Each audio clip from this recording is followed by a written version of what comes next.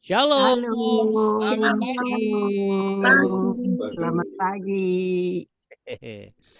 Oke, sebelum beraktivitas jangan lupa kita BW dulu dan jangan Kendor. kendor, itu dia. Baik Bapak Ibu yang terkasih, dan juga anak-anak yang mengasihi Tuhan, mari kita satu di dalam doa ya. Kita mau berdoa sama-sama. Bunda akan mulai mute ya sebentar.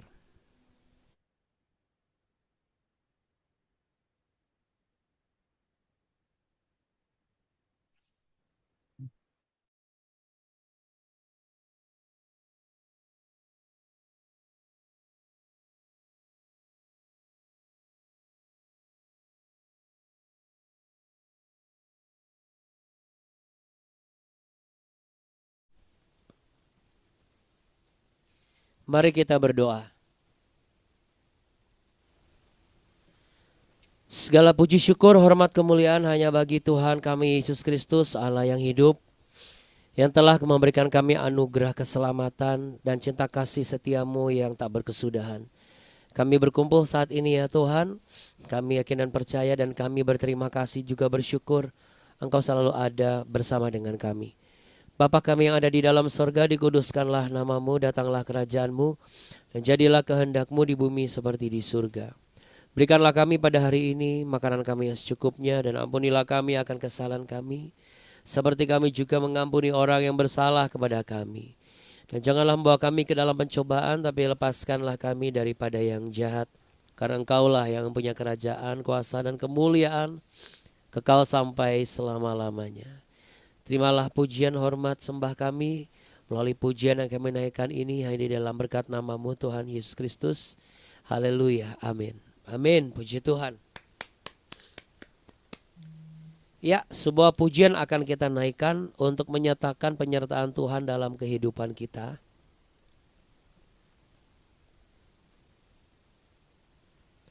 Mari kita memuji Tuhan dan kita muliakan Dia.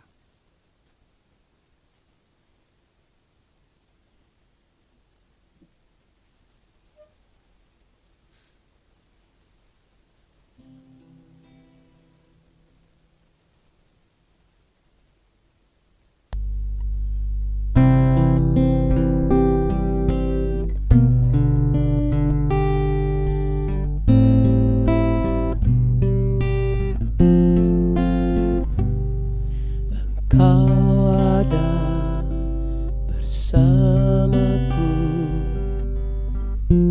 di setiap musim hidupku.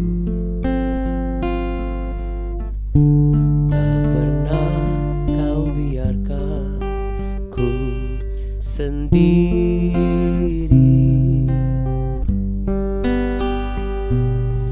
Kekuatan di jiwaku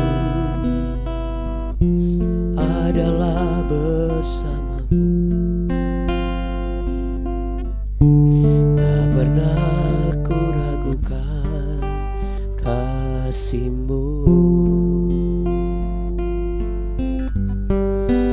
Bersamamu Bapa, ku lewati semua perkenanan-Mu yang teguhkan hatiku. Engkau yang bertindak, memberi pertolongan, anugerah-Mu besar melimpah bagiku.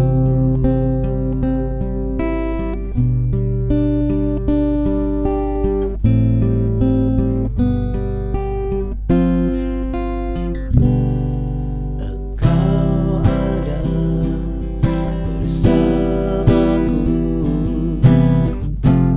di setiap musim hidupku.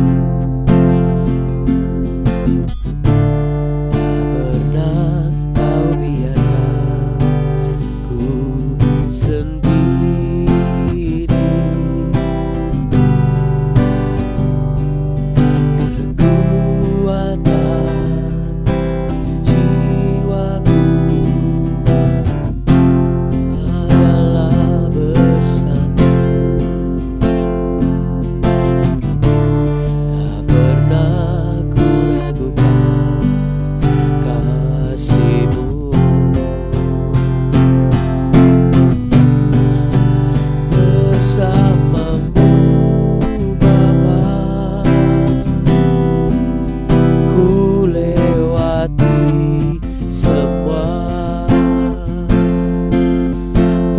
perkenananmu yang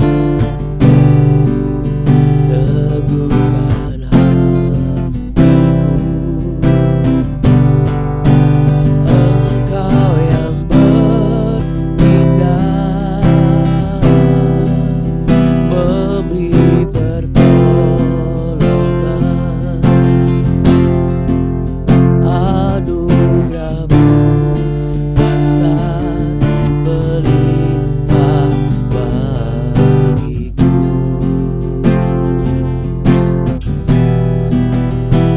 Haleluya, terima kasih. Haleluya,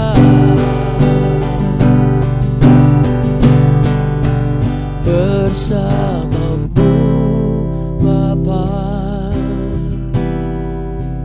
ku lewati semua perkenananmu yang teguhkan hatiku. Engkau yang bertindak memberi pertolongan, anugerah-Mu besar melimpah bagiku. Anugerah-Mu besar melimpah bagiku. Anugerah-Mu besar melimpah bagiku.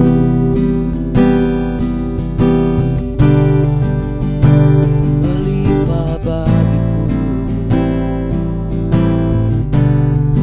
Terima kasih Tuhan, hanya di dalam-Mu ada pertolongan. Terima kasih Bapa.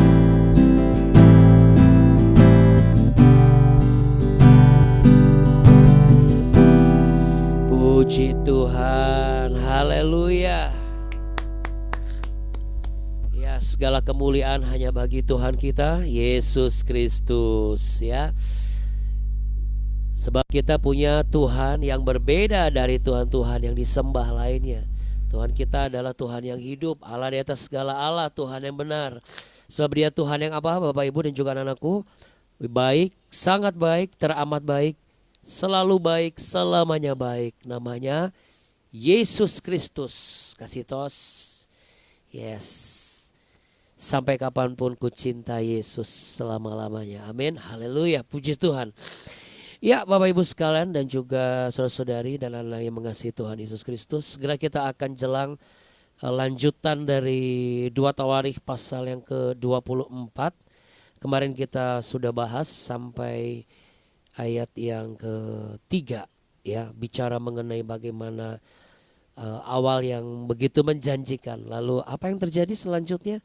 Apakah salah Abuna kalau misalnya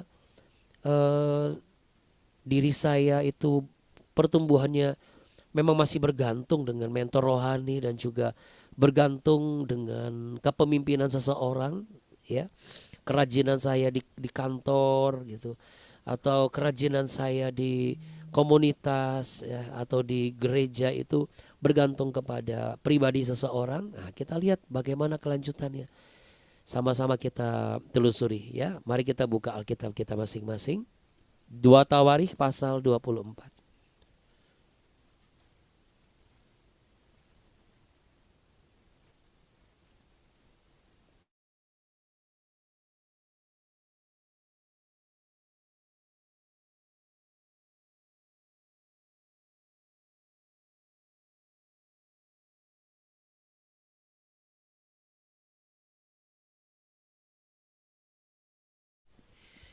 Dua Tawarikh pasal 24.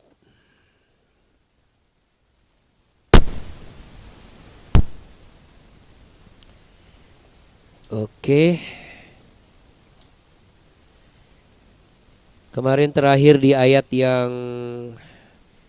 ketiga, yaitu setelah Imam Yoyada memberikan 2 orang istri bagi Raja Yoas, ya, supaya tujuannya bukan supaya kita semua boleh punya seperti Raja Yoas, ya, tapi maksudnya adalah karena masa itu, karena Yoas ini keturunan terakhir Raja Daud, Imam Yoyada tentu berpikir memastikan garis keturunan Raja Daud itu tidak terputus. Dan asumsi 2 istri selain memang layak dan berhak sebagai seorang raja, juga untuk memastikan garis keturunan dari kakek buyutnya yaitu Daud itu tidak terputus, ya. Oke, selanjutnya kita akan baca 2 Tawari pasal 24 ayat yang keempat. Kemudian Yoas bermaksud untuk membaharui rumah Tuhan. Ia mengumpulkan para imam dan orang Lewi dan berkata kepada mereka, "Pergilah kamu ke kota-kota Yehuda dan kumpulkanlah uang dari seluruh orang Israel untuk memperbaiki rumah Allahmu setiap tahun. Lakukanlah hal itu dengan segera." Tetapi orang Lewi itu tidak melakukannya dengan segera. Lalu raja memanggil imam kepala Yoyada dan bertanya kepadanya, "Mengapa engkau tidak menuntut kepada orang-orang Lewi untuk membawa dari Yehuda dan dari Yerusalem pajak yang dikenakan Musa hamba Allah itu kepada jemaah Israel untuk kemah tempat hukum Allah?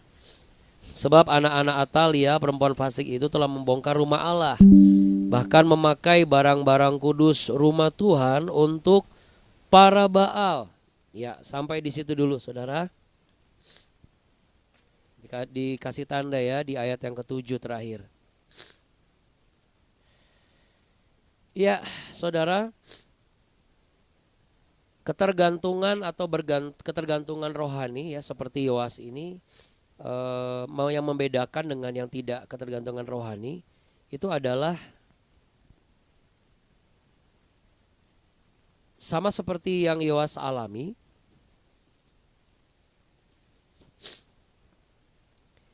Dikatakan di ayat yang ketiga sebelumnya bahwa Yoas melakukan apa yang, ayat yang kedua, Yoas melakukan apa yang benar di mata Tuhan selama hidup Imam Yoyada, gitu ya.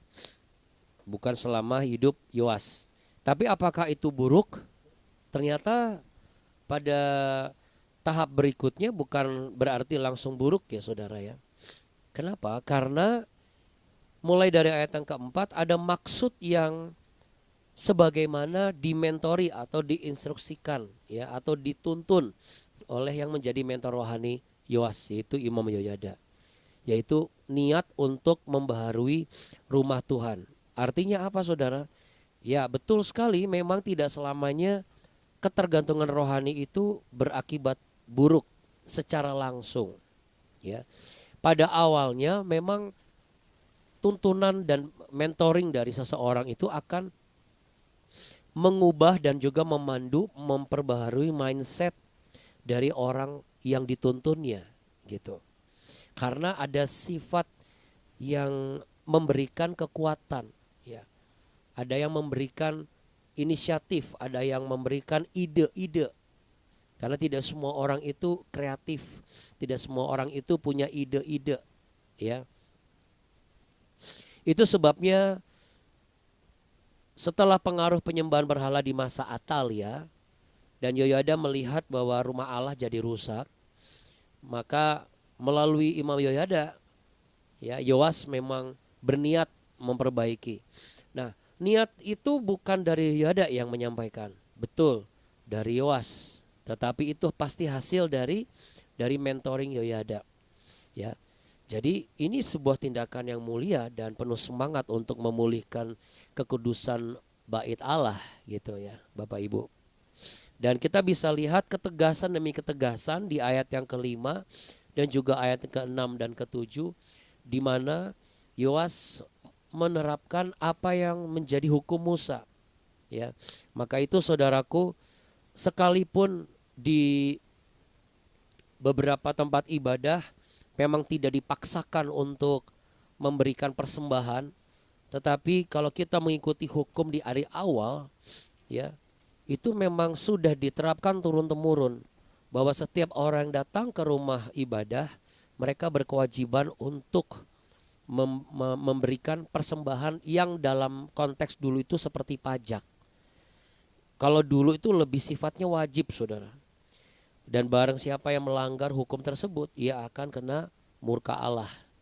Ya, itu sebabnya memang satu sisi terkadang ada peringatan-peringatan keras, ya, yang sampai harus mengungkapkan bahwa kalau tidak memberikan itu akan menghadapi hukum.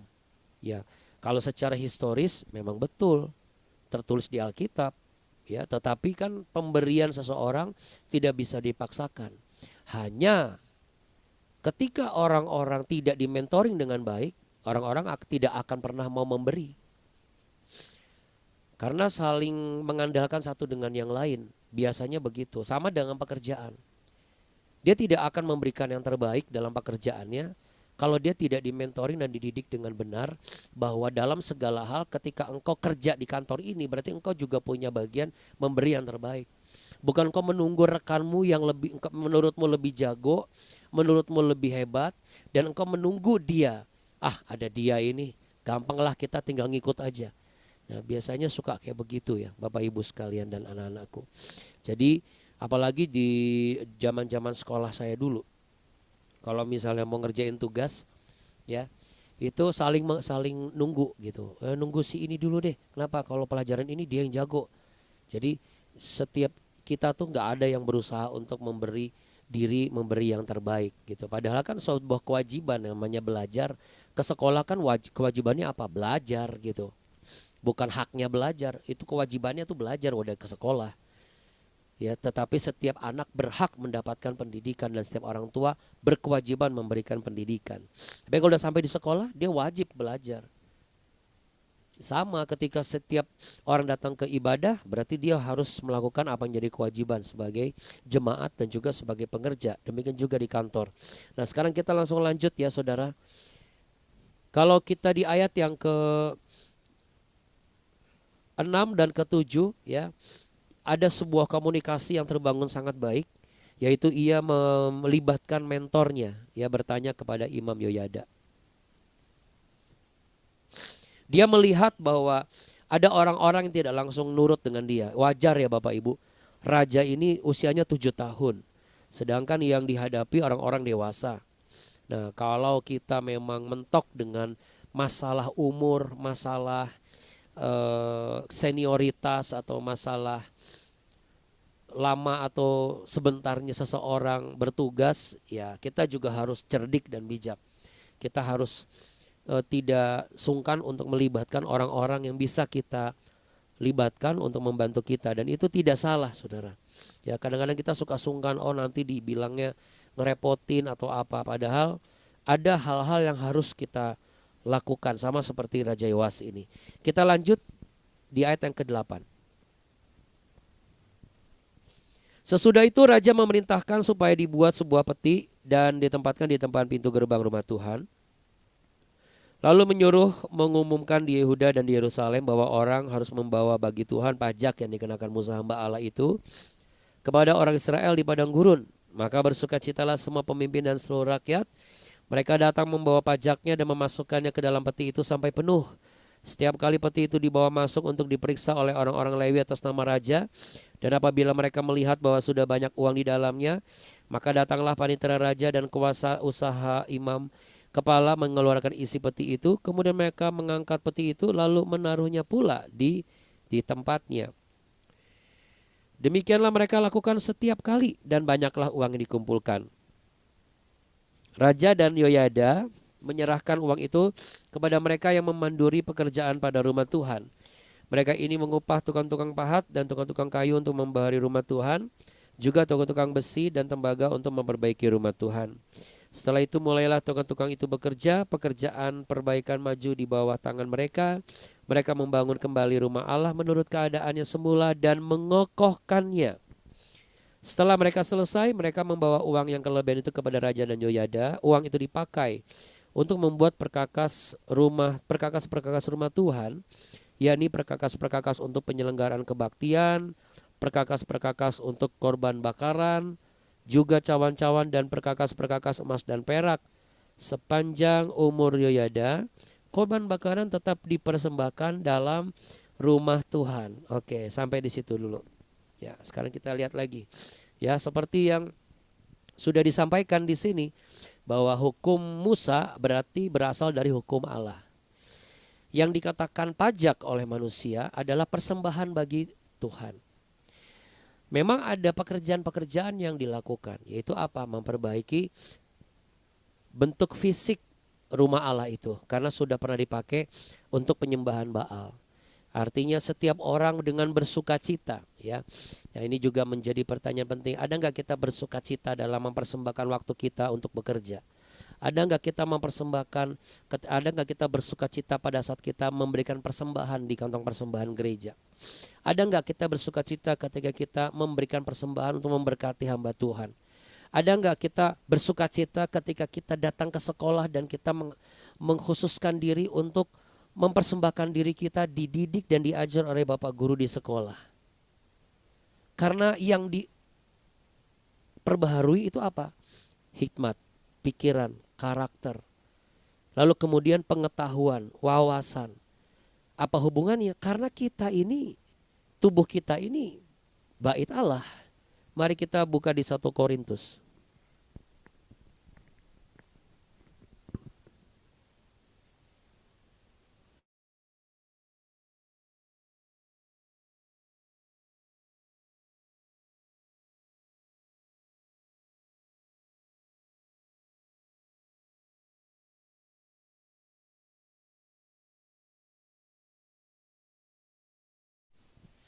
Di surat 1 Korintus perjanjian baru, 1 Korintus pasal yang ke-6.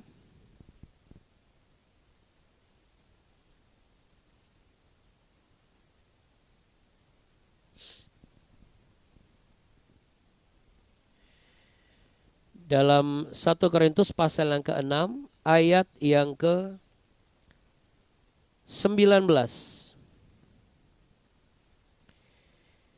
1 Korintus, ya, surat 1 Korintus di perjanjian baru pasal 6 ayat yang ke-19. Ini tulisan Paulus mengatakan begini, atau tidak tahukah kamu bahwa tubuhmu adalah bait Roh Kudus yang diam di dalam kamu, Roh Kudus yang kamu peroleh dari Allah, dan bahwa kamu bukan milik kamu sendiri.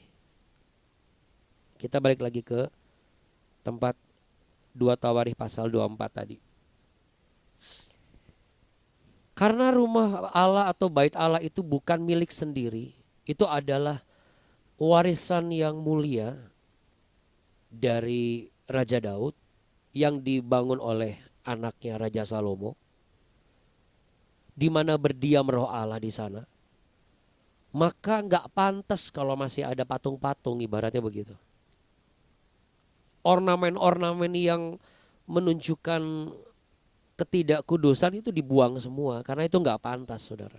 Nah, sama dalam kehidupan kita sebagai orang percaya, tubuh kita ini adalah bait Roh Kudus, bait Allah. Pekerjaan kita itu juga, tempat di mana kita bekerja itu bait Allah. Rumah juga demikian. Kenapa di ayat di pasal 24 ayat 1 sampai 14 ini lebih merujuk kepada sebuah perbaikan secara menyeluruh, ya, sampai ke perkakas-perkakasnya juga. Dan semua orang memberi dengan sukacita. Semua orang, tidak ada yang ngitung-ngitung. Pokoknya dia beri aja gitu. Karena semua orang itu memiliki misi yang sama. Bahwa rumah Allah ini, bait Allah ini harus diperbaharui supaya terjadi restorasi yang sempurna. Nah, bagaimana dengan kita? Ada kata Ibrani yang penting di sini dan pernah kita bahas. Istilahnya adalah hazak. Ya, hazak. Katakan hazak. Hazak itu artinya apa? Satu, menguatkan, membangkitkan, memberanikan diri, dan juga dalam hal ini memperbaiki secara menyeluruh. Nah, kalau kita merujuk ke 1 Korintus 6 ayat 19 tadi, Berarti saudara dan saya ini dipanggil Tuhan untuk apa? Bukan cuma untuk bisa membangun pelayanan, bukan cuma untuk bisa membangun lapangan pekerjaan, tapi juga untuk membangun kehidupan rohani dan memperbaiki dalam kehidupan rohani kita bagian-bagian yang rusak. Apa itu? Hubungan yang rusak, kita harus usahakan perbaiki. Komitmen dalam pelayanan yang gampang sekali kendor, gampang sekali lelah, gampang sekali pikirannya negatif, gampang sekali jatuh dalam prasangka-prasangka, itu harus diperbaiki. Lalu ketaatan yang tidak kencang lagi, udah mulai kendor juga, itu harus diperbaiki. Dan itu butuh harga yang mahal, bayar harga yang mahal. Salah satunya apa? Ya, Abuna berdoa. Dengan bayar harga yang begitu mahal di setiap hari, setiap pagi, kiranya kita semua belajar untuk memperbaiki hubungan kita yang harus dipulihkan, baik hubungan pribadi maupun hubungan dengan keluarga dan juga terutama hubungan dengan Tuhan Yesus. Juga kita yang udah mulai nggak bisa komitmen lagi sama pelayanan, kita menguatkan lagi komitmen pelayanan kita. Karena apa? Kita kan dididik dan diberitahu banyak hal. Ya. Ibaratnya gini ilustrasinya, sama kalau kita membersihkan dan memperbaiki rumah secara fisik lah ya. Dari katakanlah dari rayap ya, dari kerusakan karena cuaca. Kita kan benahi satu-satu dan kita detail gitu, kita cari. Nggak main langsung asal bongkar semua gitu loh. Ya karena kan butuh biaya misalnya. Tapi kalau kita pribadi kan susah Abuna untuk memperbaiki keseluruhan kehidupan kita pribadi. Betul. Nah terus bagaimana caranya? Izinkan tuh tangan dan kuasa Tuhan sendiri yang membenahi kerusakan-kerusakan dalam kehidupan rohani kita. Bagaimana caranya? Makanya setiap pagi kita membuka diri, kita datang kepada Tuhan, kita berdoa. Setiap kita mau bekerja, kita membuka diri, kita datang kepada Tuhan, kita berdoa. Setiap kita mau tidur pun kita berdoa. Ya, Yoas tidak hanya merencanakan secara organize ya, mengorganize dengan baik ya. Lalu kemudian memberikan perintah, instruksi. Tapi Yoas juga kalau menurut saya sampai ayat 14 ini dia memastikan pembenahan rumah Allah itu benar-benar berjalan dengan baik ya, sampai selesai. Itu sebabnya saudara, anak-anak yang naik kelas rankingnya bagus, sebuah awal yang menjanjikan kan. Atau kemudian begitu ikut BW lalu dapat mujizat yang luar biasa, itu bisa menjadi awal yang menjanjikan. Saran Abuna, janganlah cepat puas diri. Ketika kita mulai sesuatu yang baru, mulai bertumbuh dan kita mendapat pengalaman-pengalaman yang sebelumnya nggak pernah kita alami, dan itu sesuatu yang baik banget gitu loh. Kita mengawali pekerjaan dan proyek yang baru juga dengan baik. Yang harus kita perhatikan adalah awal yang menjanjikan itu harus membuat kita terbangun semangat dan spirit untuk memastikan terjadinya hazak tadi, yaitu memperbaiki, menguatkan, meneguhkan relasi pribadi kita dengan Tuhan. Dalam fase-fase tertentu oke lah kita masih di mentoring ya, tetapi saya percaya nanti kan ada waktunya kita harus bisa menjadi mentor bagi orang lain. Dan kalau memang ada hal-hal yang harus diperbaiki, perbaikilah dengan segera sebelum bagian-bagian hidup kita semakin rusak berat. Itu sebabnya kita harus melibatkan diri dalam pelayanan pemulihan rumah Tuhan yang akan membantu pemulihan kehidupan kita. Dengan kita mencoba masuk dalam pelayanan, kita terlibat dalam ambil bagian dalam pekerjaan ladang Tuhan, maka kita akan mendapatkan faedah dari apa yang kita tabur itu. Kita juga akan tuai proses restorasi yang Tuhan kerjakan dalam kehidupan kita. Ya, karena banyak orang berlari itu cepat di awal, saudara. Semangat itu di awal. Tetapi tidak semua menyelesaikan hingga perlombaan itu selesai. Ya. Di awal kenaikan kelas engkau bisa ranking 1. Tapi apakah engkau mampu tetap ranking 1 ketika engkau selesai sekolah? Meraih lebih mudah daripada mempertahankan, apalagi mengelola dan bertahan dalam pengelolaan. Saya tutup dengan satu ayat ya, Bapak Ibu. Mari kita buka di 2 Timotius. 2 Timotius pasal 4. Surat 2 Timotius pasal yang keempat, ayat yang ke-17 ya, anak-anakku sekalian, kita sama-sama jelang ya. Surat 2 Timotius pasal yang keempat, ayat yang ke-17. Ayat yang ke-7 maksud saya.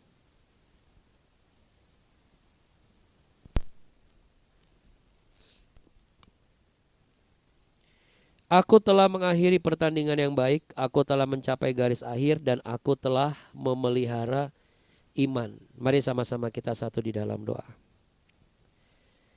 Ya Tuhan Yesus, biarlah kami merenungkan keadaan kami saat ini supaya kami boleh menjadi pribadi yang segera melakukan pembaharuan hal-hal yang harus diperbaiki.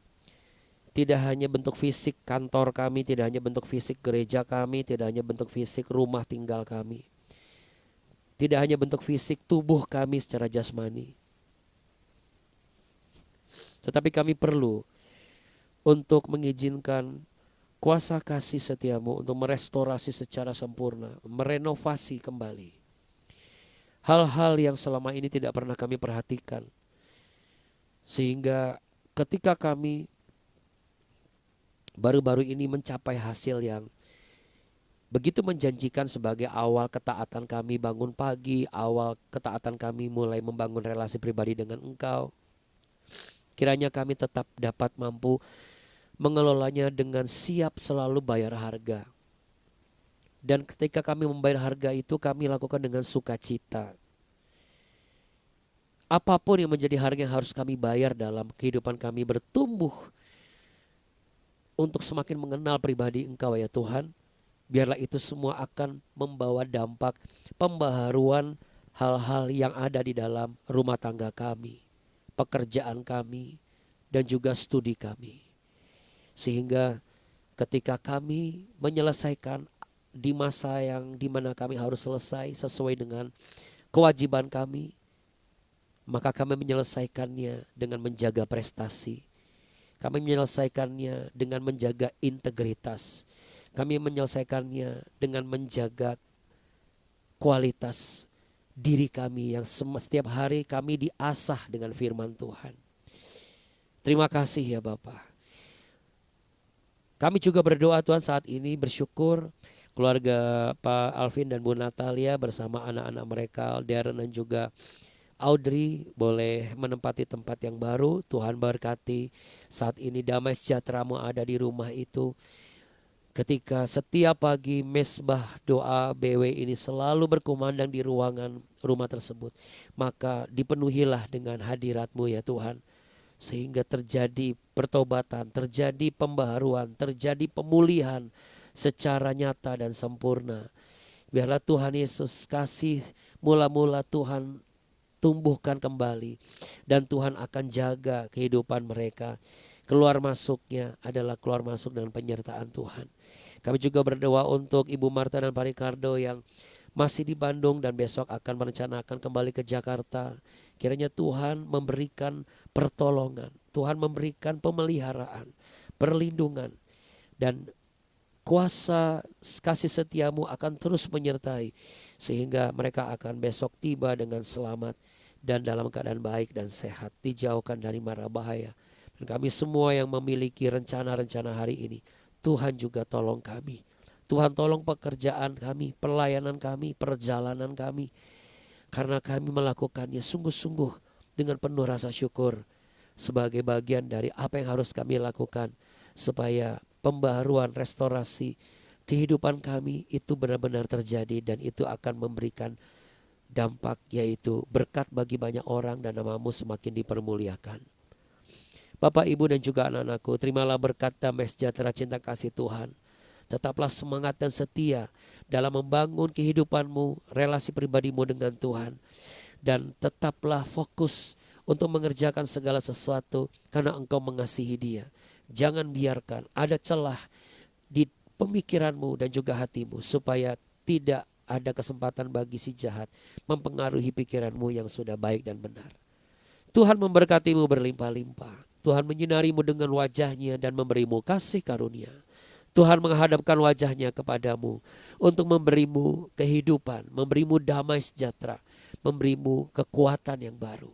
Dalam nama Tuhan Yesus, dalam nama Bapa, Putra dan Roh Kudus, mari yang sepakat dan percaya sama-sama katakan amin.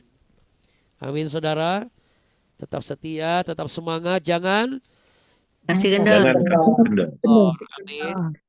Amin. Terima kasih Abuna-Abuni, Tuhan berkati kita semua. Amin. Amin. Amin. Terima kasih Terima kasih Abuna-Abuni. Tuhan memberkati. Kasih sama Abuni, Bu Lelis, Bu semua ya. Terima Kita kasih berkati. Abuni, terima kasih Bapak Ibu semua. Terima kasih Abuna-Abuni, Bapak Ibu semuanya. Tuhan Yesus memberkati. Amin. Terima kasih Abuna-Abuni.